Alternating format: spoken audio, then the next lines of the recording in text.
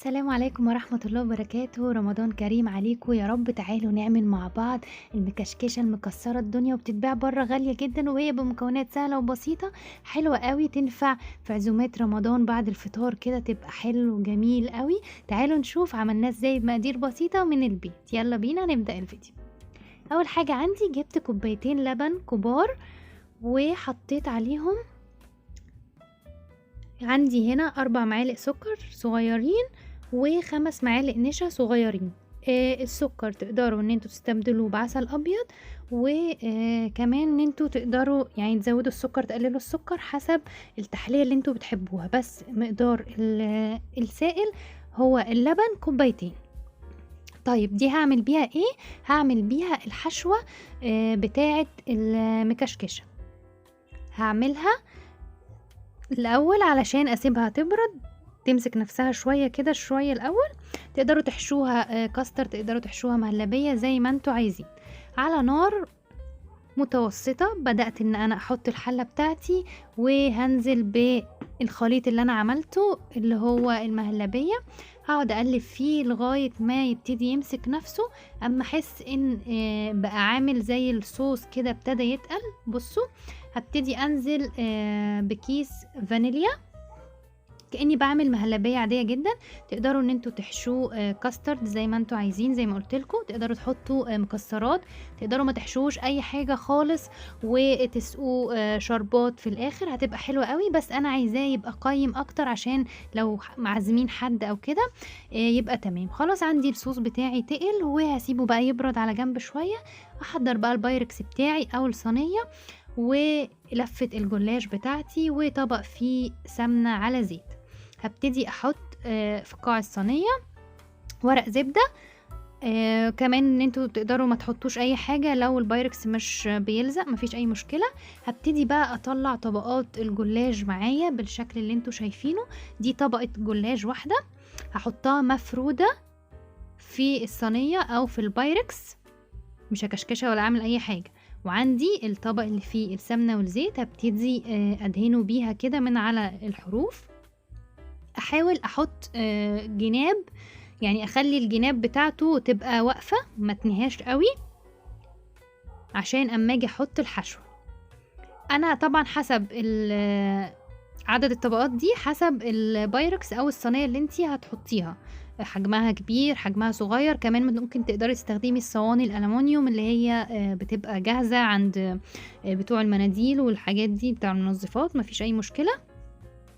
انا استخدمت 3 طبقات من الجلاش مفرودين من تحت. دي القاعدة عندي. وبعد كده هبتدي بين كل طبقة والتانية احط فرشة من السمنة على الزيت. تقدروا تحطوا بس زيت، تقدروا تحطوا زيت على زبدة، تقدروا تحطوا سمنة على زيت، سمنة بس زي ما انتوا تحبوا. بصوا هي المهلبية اهي مسكت نفسها شوية. هبتدي انزل بالصوص الجميل ده. زي ما قلت لكم تقدروا تحطوا مكسرات، تقدروا تحطوا كاسترد، مفيش اي مشكلة، او ما تحطوش اي حاجة خالص. وهبتدي افردها. انا حطيت ال3 طبقات بتوعي وهفردها كده. هبتدي بقى طبقات الجلاش التانية انا خرجتها من بعض عشان بيبقوا هما طبقات فوق بعض لازقين في بعض كده. هفردها اهو. دي طبقة طبقة هوريكم انا هكشكشها ازاي، عشان هي اسمها المكشكشة. خطوات بسيطة وسهلة جدا، وبنجيبها بره غالية ومش عارفين اتعملت ازاي. بنعملها في البيت بكل سهولة، وتقدروا تخلوا اولادكم كمان يساعدوكوا فيها. مخدتش وقت خالص خالص خالص. اهو انا دهنت الطبق. اهم حاجة ندهن الطبقة زيت وسمنة. بصوا بكشكشها ازاي. فاكرين المروحة اللي كنا بنعملها زمان واحنا صغيرين بالورق؟ هي هنعملها زيها كده بالظبط. هكشكشها بالطريقة دي. وانا البايركس عندي تقدروا تقسموها بقى نصين، عشان البايركس عندي طويل فالعرض بتاعه صغير، فانا بدل ما اقطعها قلت ان انا هعملها متنية كده عشان يديني شكل الكشكشة. تقدروا كمان تعملوها بالطول مش بالعرض، مفيش اي مشكلة. هجيب طبقة تانية وهوريكم انا عملتها ازاي. اهي هدهنها سمنة على زيت. اهم حاجة عادي لو ورقة فيهم مقطوعة مفيش اي مشكلة، مش هرميها، يعني هي كده في الاول وفي الاخر هي مكشكشة، يعني الطبقات كلها هتدخل في بعض. هبدأ برضو، بصوا هعملها ازاي. بقدم خطوة لقدام وارجع خطوة لورا، اتنيها لقدام وارجع لورا، هيديني معايا الشكل بكل سهولة ويسر. وابتدي برضو اتنيها واعملها بقى عكس الطبقة اللي انا عملتها. اهو انا عملت دي يمين، اعمل دي شمال، تبقى واحدة جاية كده واحدة جاية كده، عشان في الاخر هيمسكوا في المهلبية ويمسكوا مع بعض. ادي الطبقات عندي خلصت. هبتدي ان انا احط لها سمنة على زيت. طبعا ده جلاش حلو مش حادق، مش هسقيه بقى شوربة، مش هسقيه لبن، مش هسقيه الكلام ده. هي اوريدي السمنة على الزيت هتخليه يحمر معايا بكل سهولة. مسخنة طبعا الفرن ورايا على درجة حرارة 180. هتدخل الفرن من تلت لنص ساعة حسب درجة حرارة الفرن عندك، بتعمل بسرعة او لأ.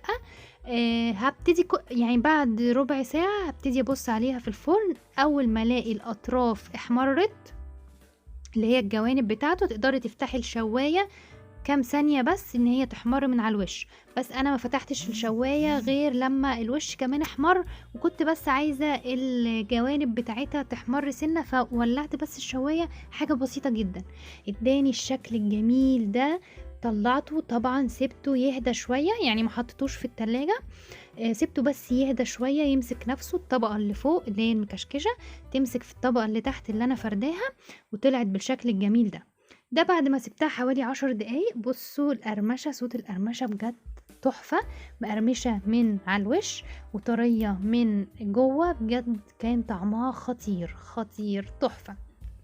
تقدروا في اللحظة دي تسقوها عسل من فوق لو حابين، بس هي اوريدي انا عاملة حاطة سكر في المهلبية، فمش هحتاج سكر تاني. حابين تزودوا سكر اسقوها بالعسل اللي هو الشربات، مفيش اي مشكلة. هبتدي بقى اقطعها الشكل اللي انتوا تحبوه. هقطع لكم قطعة كده كبيرة علشان تشوفوها. وطبعا ورق الزبدة خليها ما تلزقش معايا وتطلع بكل سهولة ويسر. تقدري برضو تعمليها في صينية ألمونيوم، مفيش اي مشكلة وهتطلع معاكي تحفة. بصوا الجمال، بصوا الجمال بجد خطيرة. وسع وسع بجد. والطبقات مكشكشة، والمهلبية كمان اللي في النص لما تسيبوها تجمد في التلاجة هتخلي الطبقات تلزق في بعض اكتر، والطعم طبعا هيبقى تحفة. بصوا بصوا الجمال، بصوا يعني حاجة كده فاخر من الاخر، هتشرفك قدام ضيوفك في عزومات رمضان وغير رمضان. بصوا المهلبية سايحة ونايحة وجميلة ازاي. جربوها بجد هتعجبكم جدا، وسهلة وبسيطة وسريعة جدا جدا، ما خدتش اي وقت خالص خالص. بس سيبوها تسقع في التلاجة شوية عشان تديكوا الافكت المضمون التمام، ويبقى الطعم خطير بزيادة. وده كان فيديو النهاردة، واشوفكم في فيديو جديد على خير ان شاء الله. سلام عليكم.